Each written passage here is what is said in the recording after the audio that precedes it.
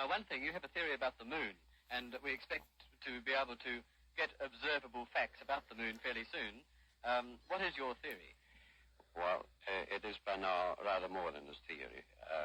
10 or 11 years ago, I stated to various scientists that the moon is not a piece of rock, but it is a plasma phenomenon, cosmic plasma, and that this fact will eventually be confirmed. I made certain predictions which were already confirmed in 1958, and the situation now is coming close to a complete confirmation.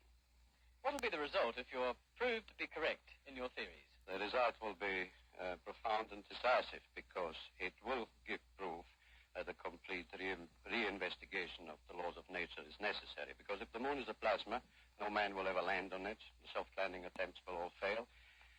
That means that the mass of the moon is less, far less than is currently assumed. It's in a different state of energy, and it has far less mass. That means there is no more explanation for the tides. If the moon, for example, had only 1,000th part of its current mass, then the tides would only be 2 inches high, and the conventional theories instead of sometimes 14 feet. And that means that if it is proved that the moon is a plasma, then all gravitational theories are out, and the new concept of the cosmos and of its laws has to be evolved. Aren't you being a bit adventurous, though, because you know we're going to be able to test out your theories on the moon fairly soon? Well, not anymore. 11 years ago, of course, it was rather taking a risk. I was considered a lunatic, of course.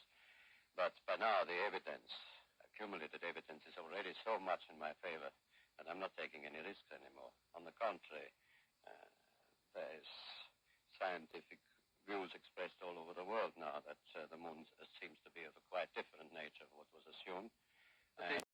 Back with another one on Don't Believe Me, read it for yourself. So what that gentleman was just saying in that interview back in the 50s coincides with what the Bible says. Remember, on day 4, God created a greater light for day and a lesser light for night. It does not say that he created a rock that would reflect the light from the greater light during the day at night. It doesn't say that at all. So we know that they are luminaries, they are lights, they give off light, and they are located within the firmament as God describes it. So you need to have a litmus test for truth in this life. I recommend using the Bible. It will not steer you wrong. He knew the end from the beginning, so we can test that against things that we hear and see. Recognize that all the stuff going here are all named after Babylonian, Egyptian, Greek, sun and moon gods. That's what their religion is. That's what it teaches. So it's under the guise of science now.